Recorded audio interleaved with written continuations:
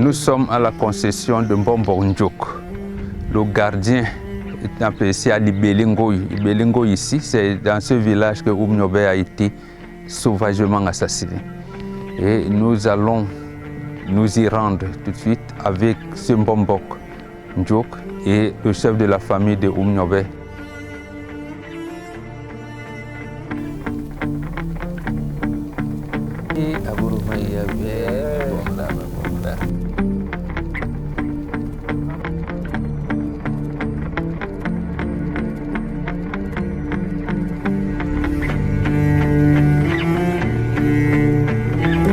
Nous préparons à arriver au lieu même où Mporo avait été assassiné.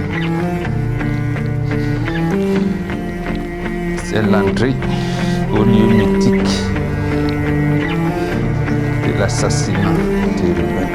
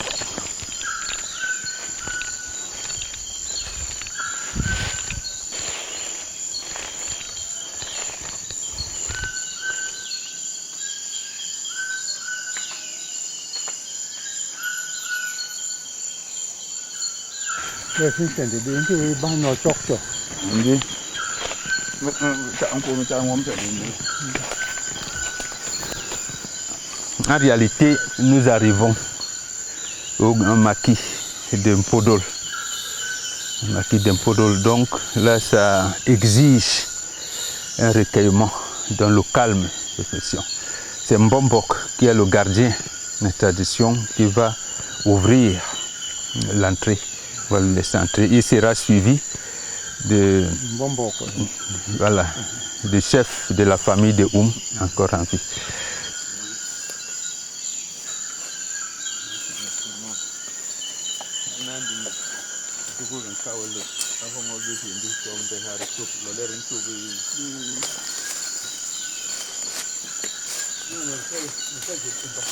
C'est la concession générale. C'est la concession. Mais quand on arrive dans la concession, il y a un endroit réservé pour le chef de Mporo. On va donc aller là où il est considéré comme son salon, où il recevait les gens. Donc ici, c'était comme la véranda. Va peut être considérée comme la véranda. Donc, on recevait les gens ici et on les annonçait là où ils se trouvaient. Et son maquis n'avait pas beaucoup de gens. Il y avait lui, il y avait le secrétaire administratif du bureau de liaison, Pierre Yembak, il y avait Maïmatik, il y avait sa deuxième femme, Marie Ngonjok. Il y avait lui-même, Mpodol, il y avait son fils, qui était comme son secrétaire particulier, Yembel Antoine de Padoue. Il y avait le secrétaire administratif bureau de liaison. Donc là, c'était toute l'organisation de l'UPC, je veux dire, quand il fallait envoyer les courriers chez les Moumiers de l'autre côté, c'était Pierre Yembak. Il faut dire que Pierre Yembak était un employé de poste à Mbalmayo à l'époque. Et il a marché à pied de Mbalmayo jusqu'ici. On l'appelait ambassade Mako Mako, ça veut dire que les pieds, le massacre avec les pieds. Il y avait donc un peu de Pierre Yembak, Maïma Matip, la deuxième femme de Oum Nyobe, Marie Ngonjok. On va maintenant à ce qui était considéré comme le salon.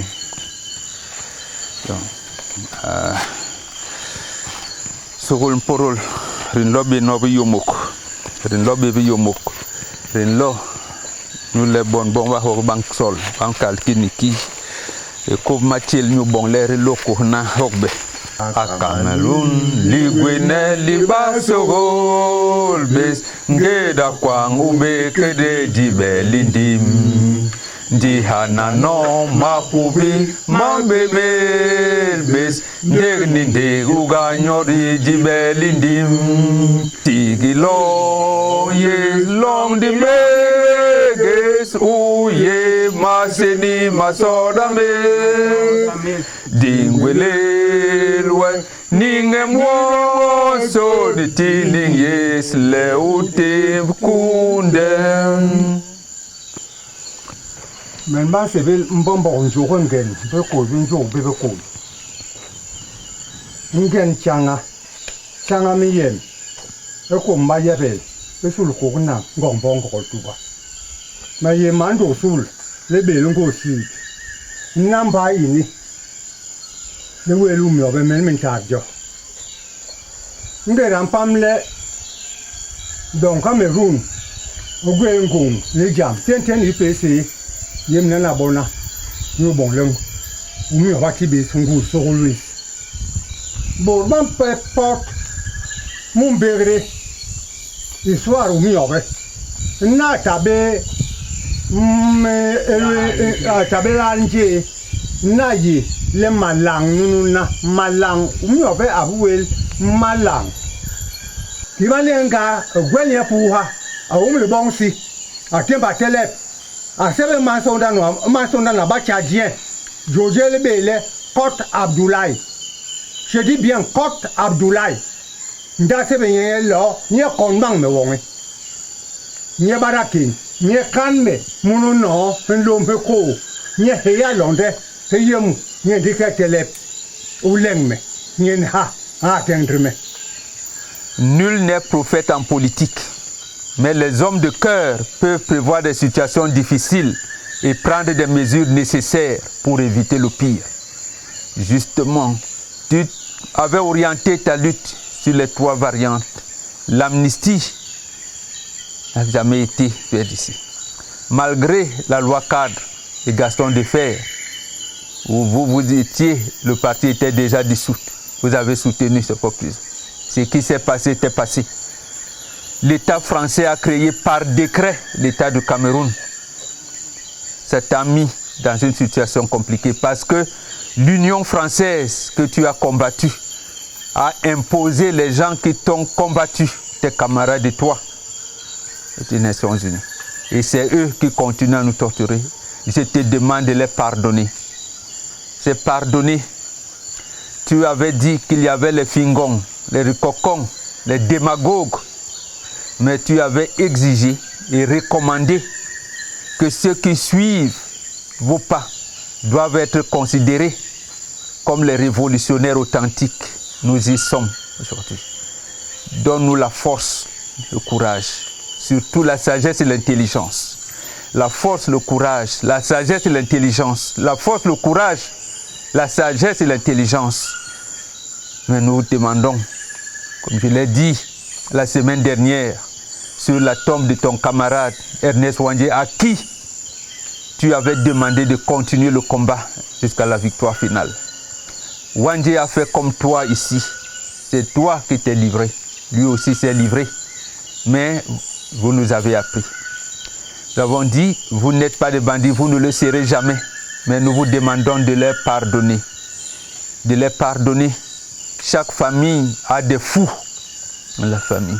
Mais on ne jette pas la famille parce qu'il y a les fous de la famille. Il y aura un moment où on pourra les reprendre dans la famille. Mais on fait avec ces fous de la famille et permet que ceux qui suivront puissent avoir vos bénédictions là pour que cette spirale qui part de vous arrive jusqu'au soleil pour la victoire finale. Et je le dis donc aujourd'hui en tant que Mbombok, en tant que président de la section UPC de Pouma, il n'y aura pas de repos jusqu'à la victoire finale. Je dis, je répète, camarades Mporol, nous ne connaîtrons pas de repos jusqu'à la victoire finale. Nous ne connaîtrons pas de repos jusqu'à la victoire finale sur le chemin que tu as berté. Merci, camarades. C'est la sortie du lieu où Mpodol a été sacrifié, où a été assassiné froidement ce 13 septembre 1958. Nous y étions et chacun a senti en lui-même ce qu'il a ressenti. Mais il était là, nous lui avons transmis le message. Il faut pardonner. L'indépendance qu'il demandait était pour tout le monde, y compris pour ses compatriotes qui étaient idiots, pour tous ses compatriotes. Comme il y a une semaine chez Wandé, voilà les gouttes de pluie. Les mêmes gouttes de pluie tombent pour vous signaler que les deux sont de cœur. Et ils sont ensemble. C'est les mêmes gouttes de pluie qui sont tombées quand on était chez Wandé. C'est les mêmes gouttes de pluie qui tombent ici. Merci Mpodol. Merci. Merci. Donne-nous le courage, la sagesse et les moyens pour vivre ça. Aye momos tu borbankulu guiha ni bason jono awanda lolen awanda lolen guina loli arbana.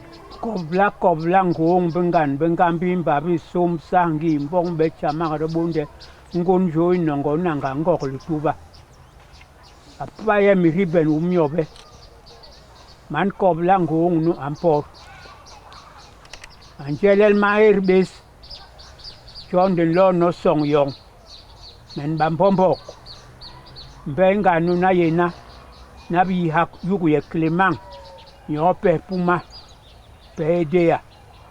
Nembombo jongen. Nuante ragnolo wil jong malang. Den lona ler mangelel maer. Di lor barwe mahola. Yu bong le hola bes. Nir berbayele. Babe be bawotole. Bar yok bolonan bol souk. Hebe yo mokbe. Wi bo limbe lo be ban lona. Bone be min tonba. Bo wanje Ernest.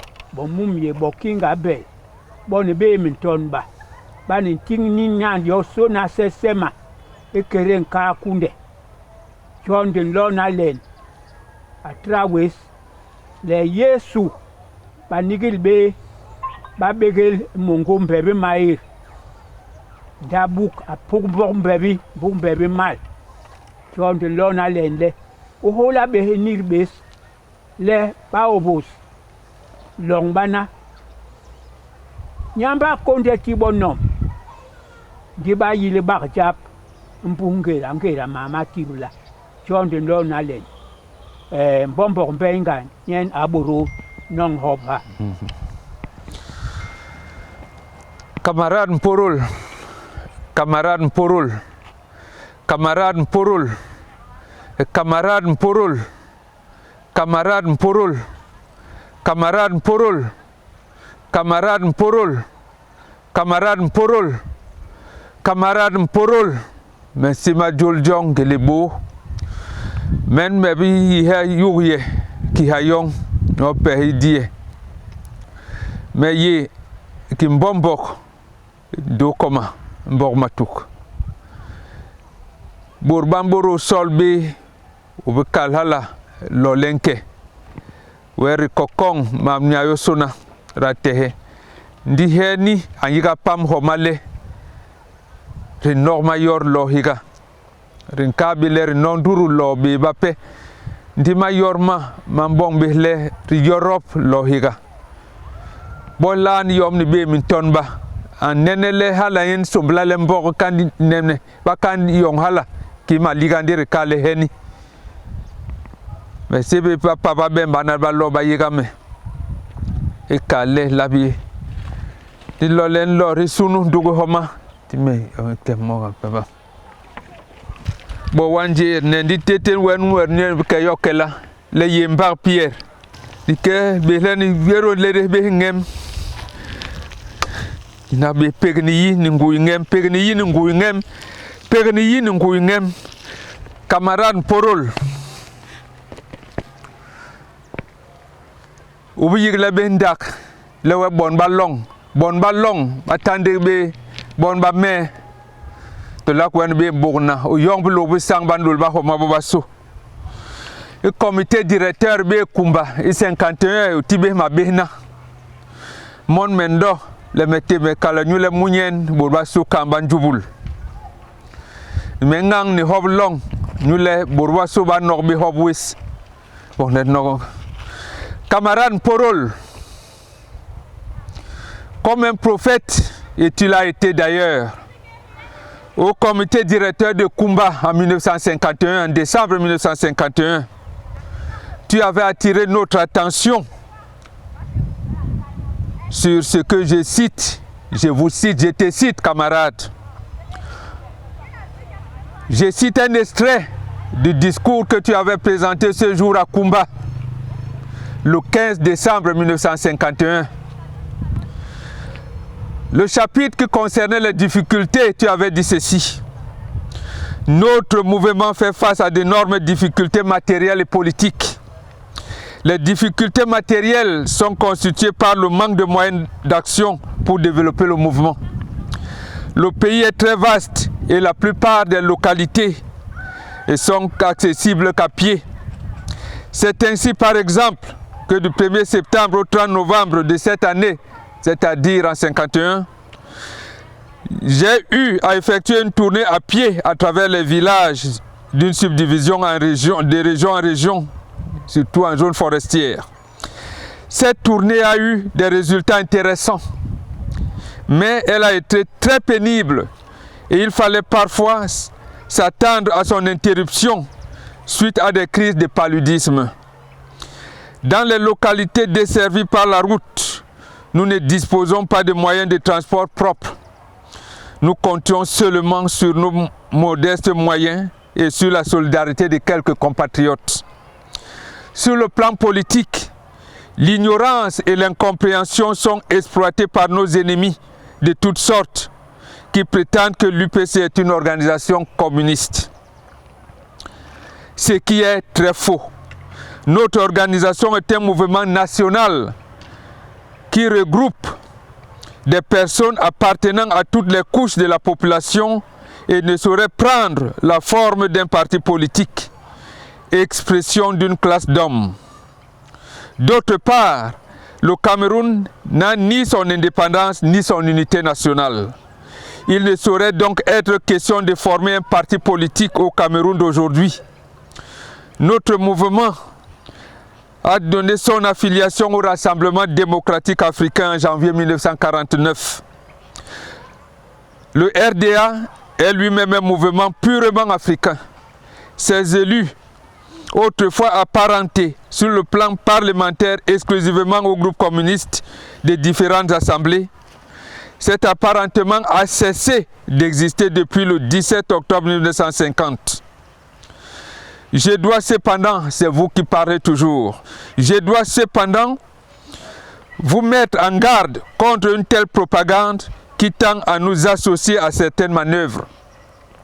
Ce ne sont pas les communistes qui ont divisé le Cameroun en deux. Ce ne sont pas les communistes qui refusent de fixer un délai pour notre accession à l'indépendance. En 1946, le délégué soviétique avait protesté contre la mention partie intégrante du territoire français, figurant dans le texte des accords de tutelle sur le Cameroun sous administration française. Ce sont là de simples constatations qui ne nous lient à aucun parti. Je sais aussi que la question inquiète les Africains sur cette affaire. C'est la question de la propriété. Les Africains ne veulent pas un régime qui viendrait imposer le partage de leurs biens, mais on leur dit que les communistes partagent les biens des autres. Il faut faire attention à tout cela et voir de qui vient une telle propagande. Je ne soutiens aucun parti ici, mais mon devoir de secrétaire général de l'UPC est d'éclairer les masses camerounaises sur les problèmes politiques. Car demain, nos compatriotes seront obligés de se trouver devant la réalité.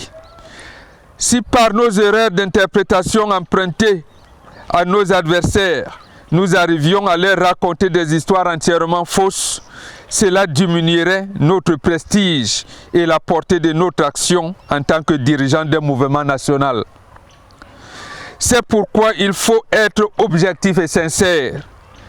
Quand on adopte une telle position, on a la satisfaction de porter témoignage à la vérité. On ne peut pas être compris à la minute où l'on parle, mais on finit toujours par triompher. Nous qui sommes obligés de nous intéresser à la politique internationale, nous devons éviter d'avoir des jugements formels et sévères sur des régimes qui nous sont ignorés. Nous pouvons juger avec compétence le régime colonial que nous connaissons chez nous depuis 67 ans. Et sur l'union, tu avais précisé, c'est dit, camarade Porol. Nous faillirons à notre énumération des difficultés politiques si nous n'invoquions pas la sale politique de division qu'entretiennent les colonialistes pour mieux exploiter et asservir notre pays. Ils dressent tribu contre tribu en faisant croire aux uns qu'ils sont plus intelligents et aux autres qui sont riches et vont dominer le pays. Les uns et les autres croient naïvement à cela et se livrent à de vaines luttes intestines qui aboutissent finalement à la ruine de tous, et le seul qui profite, c'est le colonisateur. Ils dressent chef contre intellectuels en faisant croire aux uns qu'ils sont détenteurs de la tradition et que le pouvoir leur revient, et aux autres qu'ils sont comme les Blancs et que c'est à eux que revient le privilège de la civilisation moderne. Mais les colonialistes ne croient ni au pouvoir du chef, ni à l'intelligence de l'homme dit évolué. Ils cherchent tout simplement à puiser dans la haine de ceux-là le plus de profit et le prolongement de la misère de tous. Ils dressent aussi ouvriers blancs contre ouvriers noirs en faisant croire au premier qu'il est l'homme supérieur et au dernier que son frère de classe, l'ouvrier blanc, est son ennemi. Et c'est de là que provient, croyez-le bien, la campagne anticommuniste qui est si copieusement orchestrée. Mais nous voulons aussi autre chose que tout cela. Nous voulons l'unification. Ici même, on dresse les Nigérians contre les Camerounais en faisant croire aux premiers qu'ils sont supérieurs aux derniers. De même que certains compatriotes dans nos deux zones peuvent se donner la fausse idée d'être plus avantageux par l'administration française. C'est dans ce but de diviser le Cameroun que l'administration française a créé un parti politique appelé Évolution sociale camerounaise et SOCAM, dont le but est de trahir les intérêts camerounais et notamment la mission de contredire nos revendications à l'ONU. C'est ainsi qu'en 1949, alors que nous demandions l'unification du Cameroun et la fixation d'un délai pour l'octroi de l'indépendance, les SOCAM remettaient à la mission du Conseil de tutelle une pétition par laquelle elle déclarait que le Cameroun était trop arriéré pour poser une telle revendication. À la suite, camarade Podol, le Premier ministre André-Marie Mbida est venu t'insulter et insulter l'organisation que tu avais la charge de mener chez toi-même à Boumiébel en 1957. Je prends juste l'extrait de la réponse à lui adressée. Il parlait de tribalisme. Tu avais dit ceci, camarade Podol, André-Marie Mbida. Je te cite. Le tribalisme est l'un des champs les plus fertiles des oppositions africaines. Nous ne sommes pas des détribaliseurs, comme d'aucuns prétendent. Nous reconnaissons la valeur historique des ethnies de notre peuple. C'est la source même d'où jaillira la modernisation de la culture nationale. Mais nous n'avons pas le droit de nous servir de l'existence des ethnies comme moyen de lutte politique ou de conflit de personnes. Nous sommes des hommes politiques camerounais.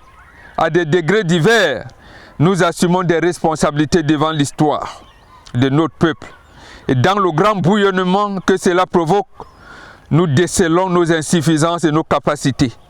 Nous puisons alors la source des peuples qui nous ont précédés et dans le passé de notre propre peuple pour fixer notre propre ligne de conduite et ce, avec le concours de la succession des événements. Une telle situation nous impose comme condition première de rompre avec un tribalisme périmé et un régionalisme rétrograde qui, à l'heure actuelle, comme dans l'avenir, représente un réel danger pour la promotion et l'épanouissement de la nation camerounaise. Fin de citation. Camarade Podol, tu as été un prophète. Tu l'avais dit en 51 et répété en 57. Le tribalisme nous envahit. Le mouvement que tu as laissé est aujourd'hui fractionné. Le Cameroun que tu as voulu, fort, prospère et souverain, est aujourd'hui emprisonné par les agents des SOCAM qui inculquent le tribalisme. Or, nous te demandons de pardonner ces usurpateurs, le terme est de toi. Ces fingons, ces de cocons, les termes sont de toi. Ces profiteurs, les termes sont de toi. Et tu avais défini que ceux qui sont comme toi et qui vont suivre tes pas, ils seront considérés comme les révolutionnaires authentiques. Nous y sommes. Nous te demandons aussi, toi, ton camarade Wandje, ton camarade Moumié et ton camarade Kingé, de les pardonner. De les pardonner, car le combat que vous avez mené, c'était pour eux également. Mais permets que ceux de tes enfants qui ont suivi tes pas, donne-leur l'intelligence et la sagesse, l'intelligence et la sagesse, l'intelligence et la sagesse, le courage et les moyens, le courage et les moyens pour mener à bien ce combat. Camarade Podol, aujourd'hui le Cameroun est en un tournant. Inspire-nous et soutiens tous tes enfants qui vont là, parce que tu avais dit qu'on ne devrait pas se fatiguer jusqu'à la victoire finale. L'indépendance, la souveraineté de ce pays qui nous ramènera à ce que tu avais dit toi-même comme troisième variante. Comme troisième variante, l'élévation du standard de vie des populations. Or, ton pays a été classé pays pauvre très endetté alors qu'il a des potentialités. Tu parlais de l'élévation du standard de vie des populations. Mais tu nous avais promis aussi que ces moments s'y arriveront. Mais nous savons que tu es là pour nous mener vers la victoire finale. Merci, camarade Podol, de nous avoir compris.